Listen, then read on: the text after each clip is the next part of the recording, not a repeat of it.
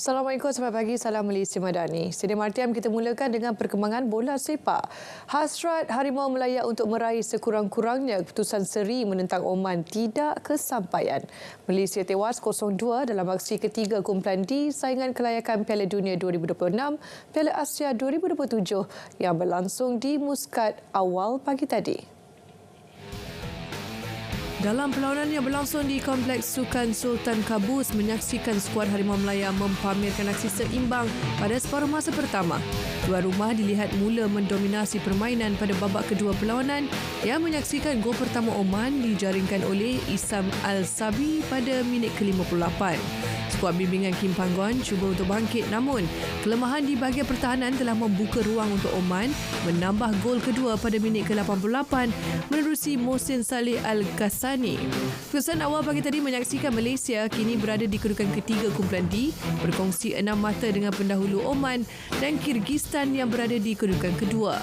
Selepas ini, Malaysia dijadual melayan kunjungan Oman di Stadium Nasional Bukit Jalil pada 26 Mac. Menjelang Piala Asia bawah 23 tahun April ini, pemain muda Perak FC, Aiman Khairul Yusni, mahu memanfaatkan panggilan ke skuad Harimau Muda kali ini untuk meraih tempat dalam kesebelasan utama. Saya rasa nak dapat kolab tu payah sebab pool budak muda sekarang ni banyak. So, saya kena buat yang terbaik lah nak fight untuk dapatkan kolab bawah 23 ni. Bagi saya, tak susah pun nak adapt sebab tactical coach Juan ni lebih kurang tactical coach YCL kat Perak FC. So, saya senang adapt, saya boleh ikut cara dia. Skuad Harimau Muda dijadual berdepan India dalam dua aksi persahabatan di ibu negara selain pasukan China dan Qatar di Doha nanti. Kejohanan Piala Asia B23 di Doha bakal membuka tirai pada 15 April hingga 3 Mei depan.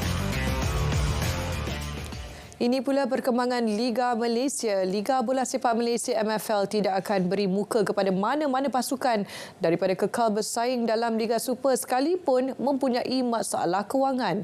Pasukan Kedah Darul Aman KDA FC dan Kuala Lumpur KL City FC tidak terkecuali. MFL mengambil serius masalah tunggakan gaji kelab dan telah menyingkirkan beberapa pasukan disebabkan perkara berkenaan.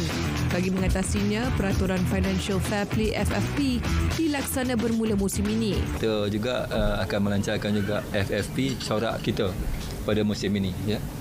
Kita tak mengikut FFP yang sebenarnya. Seperti masa dahulu tu ada ECP, ya, Academic Control Program, yang mana dibuat bulat-bulat ya daripada luar ke dalam negara kita. Jadi ia tak sesuai. Maka FFP kali ini seperti mana yang dicadang oleh Duli Amir Tengku Mahkota Johor, ya, MFL akan melaksanakannya tetapi juga mengikut corak kemampuan liga kita itu sendiri. FFP merupakan peraturan untuk menghalang kelab berbelanja lebih daripada pendapatan. Langkah tersebut mampu mengelakkan masalah kewangan yang mengancam kelangsungan pasukan. Mesyuarat Kabinet pada hari ini akan membincangkan mengenai tawaran selaku tuan rumah Sukan Commonwealth 2026. Menteri Belia dan Sukan Henayo percaya keputusan yang bakal diambil mengutamakan kepentingan negara tanpa membelangkangkan rakyat. Apa yang pasti, KBS sentiasa meletakkan kepentingan rakyat sebagai keutamaan nombor satu. Tidak akan sama sekali membazirkan wang pembayar cukai jika pun bersedia untuk menganjurkannya. Kita akan memastikan pendekatan konservatif diambil setiap kali ianya melibatkan duit rakyat. Saya percaya keputusan yang bakal diambil oleh jemaah menteri akan mengutamakan kepentingan negara tanpa membelakangkan rakyat selari dengan agenda utama kerajaan Madani. KBS juga bersedia melantik badan pengawal untuk membuat audit kepada akaun penganjuran jika keputusan dibuat untuk Malaysia menganjurkan Sukan Commonwealth 2026. Terdahulu, Victoria menarik diri kerana kos penganjuran daripada jangkaan awal $2.6 bilion Australia meningkat kepada $7 bilion. Ini pula berita membanggakan untuk skuad hoki 5 sebelah negara. Ranking dunia lelaki hoki 5 sebelah pertama dikeluarkan oleh Persekutuan Hoki Antarabangsa FIH menyaksikan Malaysia kini berada di kedudukan kedua dunia. Berdasarkan kedudukan rangking tersebut, Malaysia berkongsi tempat kedua dengan India dan Oman. Dalam pada itu, Belanda yang memenangi Piala Dunia pertama di Muscat, Oman Januari lalu mendahului rangking dunia dengan 1,750 mata. Malaysia yang meraih kedudukan naib juara Piala Dunia mengumpul 1,400 mata untuk berkongsi rangking kedua dengan juara Asia, India dan Oman yang menduduki tempat ketiga dalam pertandingan dunia itu.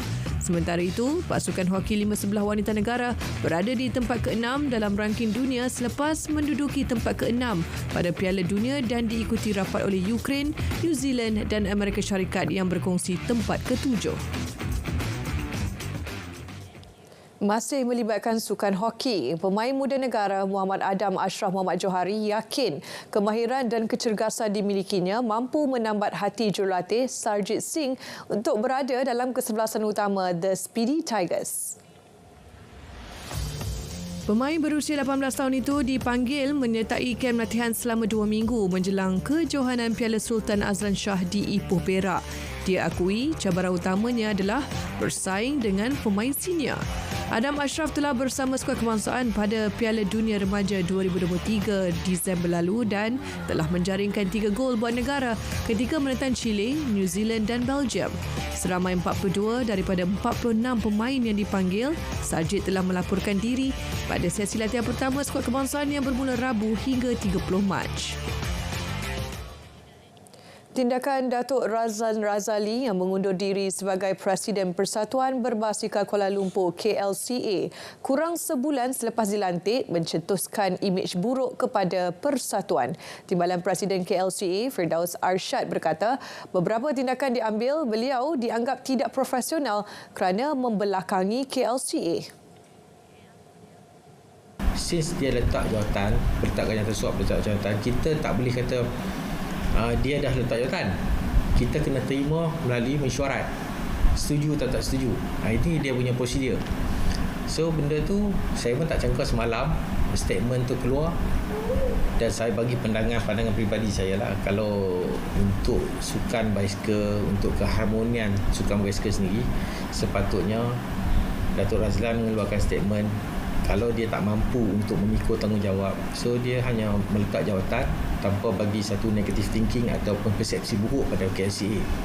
Sebelum ini, media melaporkan Datuk Razlan letak jawatan kurang sebulan selepas dilantik. Sedikit perkembangan sukan luar negara. Mahkamah Barcelona memberi kebenaran kepada pemain bola sepak Brazil Dani Alves untuk menjalani hukuman di rumah dengan jaminan €1 juta. Dia disabitkan dengan kes rogol dan kebenaran itu diberi ketika rayuan terhadap kes berkenaan masih berjalan. Sebelum ini, Alves telah menjalani suku daripada keseluruhan 4 tahun setengah hukuman penjara. Menurut media tempatan, untuk pembebasan tertuduh, pihak pembelaan perlu mengemukakan wang ikat jamin. Syarat pembebasan Alves termasuk melepaskan kedua-dua pasport Brazil dan Spanyolnya. Dia juga dikenakan perintah sekatan daripada mendekati mangsa. Mental ni Jid, antara salah satu perkara yang penting bila ada kejohanan ataupun atlet ketika dalam gelanggang kan. Tapi bila dia berdepan dengan situasi perang psikologi, macam-macam cara untuk nak mengatasi kita kan. Tapi kita nak tahu juga dekat Malaysia ni macam mana untuk latihan mental dan juga fizikal, psikologi atlet ni diberikan. Cara-caranya lah. Kita akan bincangkan dalam Pendet Sukan TV1 dan juga Sukan RTM semestinya pukul 10 malam hanya untuk